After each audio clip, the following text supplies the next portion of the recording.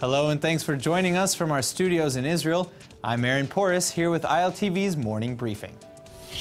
On Thursday, a terror tunnel that infiltrated 200 meters into Israel from the Gaza Strip was found and neutralized by a unit in the technological division of the IDF. These soldiers are experts on locating underground tunnels and are vital to the safety of civilians in the south of Israel.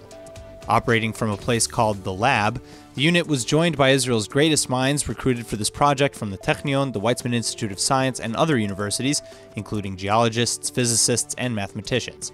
Israel's top intelligence collection unit, Unit 8200, as well as the operational capabilities of the Gaza division of the IDF, were also heavily involved. With the combined analysis of three triggers, technological sensors, geological sensors, and intelligence, the IDF can point to the location of the tunnels, and so far they've successfully uncovered 15, the latest of which was neutralized on Thursday. On another front, in the skies, Israel is using drones now to deal with the near-daily arson attacks coming in from Gaza. As of now, 50,000 shekels have been collected from donors across Israel to purchase and further develop a new interceptor drone that is operated by a computer and can detect and intercept a flaming balloon or kite. The drones are made by Aerial X, a startup company owned by Israel's Noam Koenig. Incendiary balloons and kites coming in from the Strip have burned thousands of acres and are destroying the environment. Citizens in Israel's south are also suffering from the fires that break out as well. Over the past 6 months, around 3,000 acres of farmland and woodlands have been burned, according to reports. In other terror-related news, the 19-year-old Palestinian terrorist who carried out a stabbing attack in the West Bank on Thursday has been arrested. According to the IDF, an army reservist and an Israeli civilian were wounded on Thursday outside the Samaria Territorial Brigade base in the West Bank when the attacker came at the soldier with a knife. The terrorist stabbed the 32-year-old reservist in the face and the upper body, and the 26-year-old civilian woman was wounded in the leg by shrapnel caused by friendly fire. Both victims were taken into the hospital in stable condition. Then on Friday, 7 Palestinians were killed along the Gaza border, one at point-blank range, after a group of Gaza rioters blew a hole in the security barrier and infiltrated Israeli territory. After the Palestinian explosive detonated, roughly 20 infiltrators ran through the hole under the cover of smoke towards IDF positions.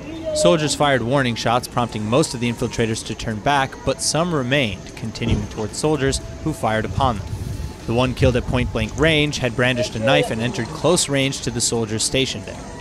Roughly 250 other Palestinians were also injured during this weekend's March of Return protests. The Hamas-led demonstrations began in March, demanding the Palestinian right of return and an easing of the blockade around the Strip, including sanctions from the Palestinian Authority. In fact, Hamas is now again urging Palestinian Authority President Abbas to lift the sanctions his government has enacted on the Strip. In efforts to ameliorate the humanitarian crisis developing in Gaza, Egypt and Israel had even begun facilitating Qatari fuel shipments for use in Gaza hospitals and small businesses. But after these latest flare-ups, Defense Minister Lieberman has announced the halting of shipments into the Strip once again, saying, quote, Israel will not tolerate a situation in which fuel tankers are allowed to enter Gaza on the one hand, while terrorism and violence are used against IDF soldiers and Israeli citizens on the other, end quote. He continued that as long as the violence in Gaza doesn't stop completely, including the use of incendiary balloons and kites and the burning of tires, etc., fuel shipments to Gaza will not resume.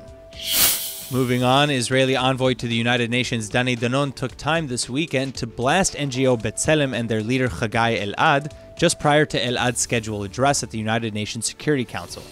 B'Tselem is an Israeli NGO that Danon says, quote, has proved in the past that it cooperates with Israel's enemies and is doing it this time with a nation that has called IDF soldiers murderers. This is not only shameful for the organization, but a crossing of red lines by foreign countries with an anti-Israel agenda, end quote. Now, this isn't the first time that B'Tselem has presented to the UN, but as Danon also noted, this is the first time that they've been invited to a, quote, official and influential session of the Security Council, end quote. Elad was invited for this Thursday by Bolivia, which currently presides over the Security Council. In 2016, B'Tselem's Elad also spoke to the UN, asking the body to denounce Israel's daily bureaucratic violence, and a year later he helped mark, quote, 50 years of occupation, end quote. This year, Elad will be addressing a periodic session on the state of the Middle East conflict on behalf of Israeli civil society. Danon, in response, has vowed to expose Elad's, quote, lies and incitement, end quote.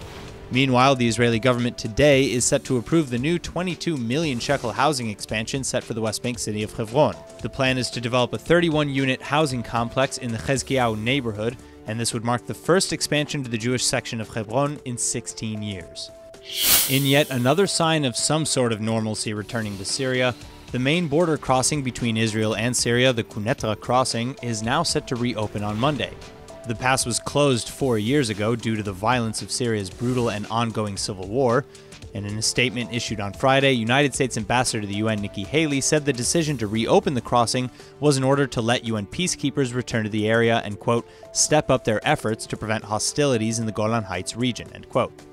Then, in reference to a 1974 ceasefire agreement, Haley continued by calling on Syria and Israel equally to, quote, keep any military forces other than UN peacekeepers out of the area, end quote. Now, the move comes at an interesting time, as Israel and Syria are still technically at war, and Israel and Russia are trying to return to positive relations. Tensions in the area remain high following the downing of a Russian spy plane in September, as well as Iranian encroachment in Syria.